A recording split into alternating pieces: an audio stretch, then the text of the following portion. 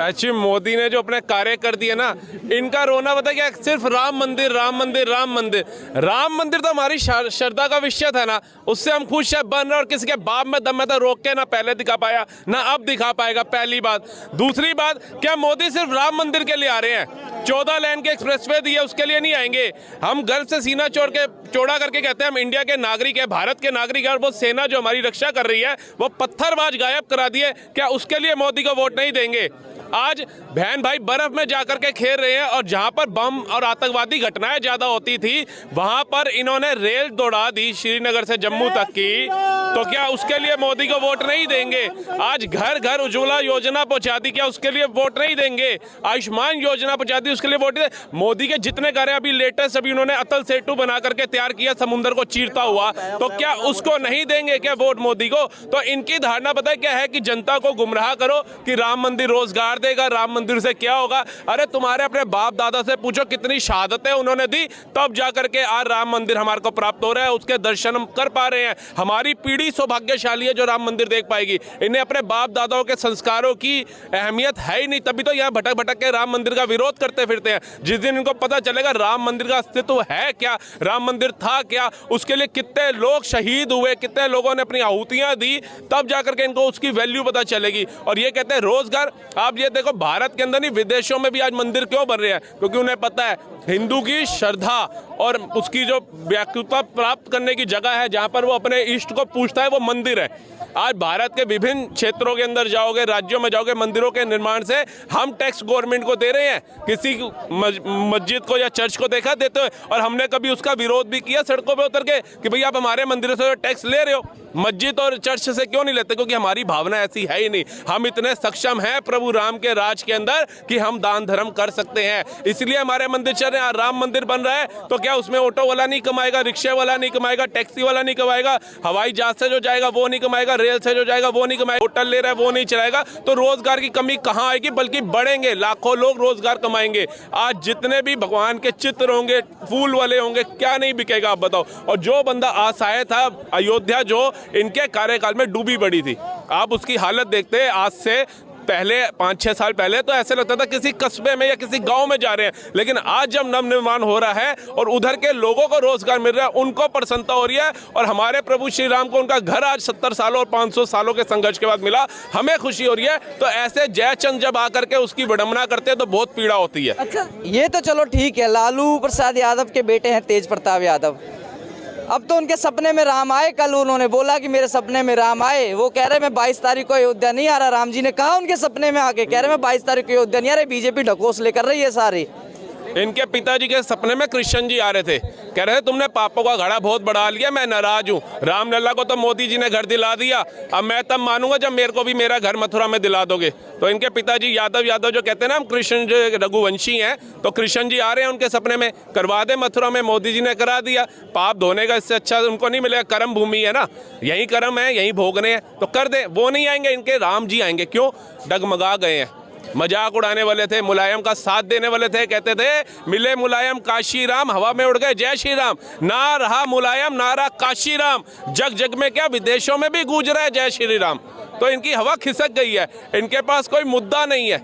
मुद्दा होगा तभी आगे बढ़ेंगे ना, इनका मुद्दा ही नहीं है। ये मोदी की 2014 से वो राफेल लाए, राफेल में घोटाला, वो आयुष्मान योजना लाए, आयुष्मान योजना में घोटाला, वो घर घर शौचालय बनवाए, इस शौचालयों में घोटाला, जहाँ झुकी वहाँ पक्का मकान दिए, इसमें घोटाला। अरे वो घोटाले ही गिनते रहे और मोदी जी काम करते करते करते आज विश्व गुरु की हो रहे हैं। 5वीं सबसे बड़ी अर्थव्यवस्था बन गए, और 2 सालों के अंदर हम कहते हैं जर्मनी को और जापान को पछाड़ करके 3री सबसे बड़ी अर्थव्यवस्था बन जाएंगे। तो ये कोई हाथों का खेल थोड़ी ना कहीं मोदी जी का दिमाग जहाँ देश के मंदिर मठों के लिए चल रहा है, सनातन को बढ़ाने के लिए चल रहा है, तो वहाँ देश को भी ऊपर ले जा रहे हैं। ऐसा नहीं है कि देश के कार्य उन्होंने रोक दिए हो, देश की प्रगति कहीं रुकी हो। उनको ये देखो 73 साल 74 साल का एक बंदा दोगलों से भी लड़ रहा है, विपक्षियों से भी लड़ रहा है, भटके हिंदुओं से भी लड़ रहा है, अपने कार्य जो है विश्व गुरु बनाने के उसके ऊपर भी ध्यान लगा रहा है, सनातनियों को भी उजागर कर रहा है, हिंदुत्व को भी एक कर रहा है, सभी धर्मों को भी लेकर के चल रहा है। वो एक अकेला, उनका डायलॉग था ना, एक अकेला सब पर भारी,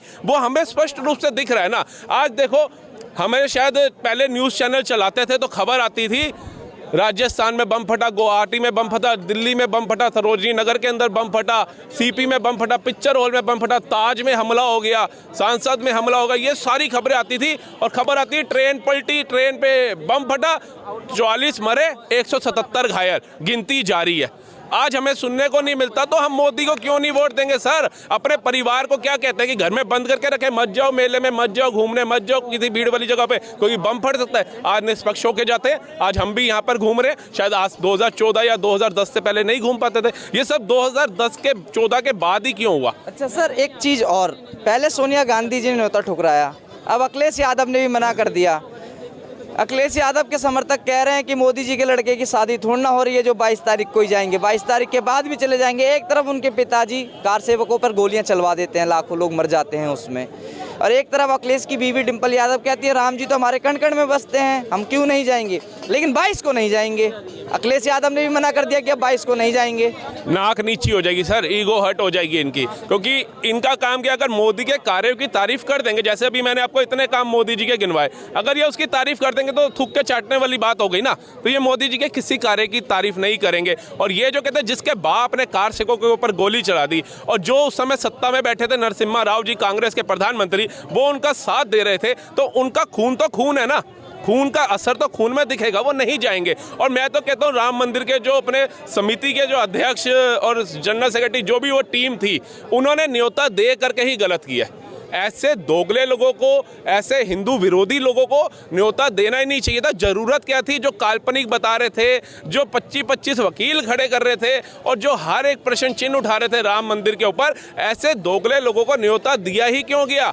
मोदी जैसे को दो, जिन्होंने छाती चौड़ी करके बोला राम मंदिर बनाएंगे, राम लला हम आएंगे। अमित शाह जैसों को दो, जिनको ये कोसते हैं। ऐसे लोग डिजर्व करते हैं, हमारे जैसे राम भक्त, इन जैसे राम भक्त डिजर्व करते हैं वहाँ जाना, जो 26 जनवरी को प्रोटोकॉल के करते हैं। हम जा नहीं पा रहे हैं, हमें दो न्योता, हम खुश हुए कि हमें आया, हम थे, हमने इसके लिए संघर्ष किया, हमने भी आवाज़ उठाई कि राम मंदिर बनना चाहिए। कौन बाबर काहे का औरंगजेब, ये सारे आक्रामक आकर के भारत में इनको सारी जगह मिली। उस समय ना कोई जमीन थी, ना कोई प्रॉपर्टी डीलर था, जमीन ही जमीन खाली पड़ी हुई थी, कहीं जा सकते थे। इनको पता था हिंदुओं की आस्था का केंद्र है उनके मंदिर, ना रहेगा बांस, ना बजेगी बांसुरी, इनके मंदिर तोड़ दो, ये अपने आप आएंगे। और देखो ज्ञान वापी चिपका के बना दी, मथुरा में ले ली इनको। जो हमारे तीर्थ है, ज्योतिर्लिंग है हमारा काशी विश्वनाथ, उधर बना दी। क्या ये मुस्लिम भाई भी जो हैं, और इनको भी अंदर से पता है हम कन्वर्टेड हैं। अगर हमारे पिताजी ने तलवार की नोक पे सलवार ना पहनी होती तो आज हम भी राम मंदिर में माथा टेक रहे होते। ये ओबीसी जो आज कह रहे हैं ना, युवाओं जाग जाओ, युवाओं जाग जाओ, इसने जब ये वाली लाइन बोली ना, मेरा दिल बहुत खुश हुआ। मुझे लगा कि हाँ, मेरा मोदी जी को दिया गया वोट जो है ना सक्सेसफुल हो गया। कि जो कल तक कहता था पुलिस हटा दो, जिसका भाई कहता था हम देख लेंगे, अरे हम ये कर लेंगे, आए दिन धमकाता था हिंदुओं को, कोई 22 करोड़ है, 25 करोड़ है, ऐसे डायलॉग मारता था। आज उसकी हवा ऐसे खिसक गई है, कहता है युवाओं जाग जाओ, अब कोई मस्जिद नहीं जाने देंगे, अरे जो हमारी है वो लेके रहेंगे। राजा ऐसे ही नहीं बिठाया मोदी जी को बना करके, हमने सोच समझ के बिठाया और तीसरी बार भी बिठाने जा रहे हैं।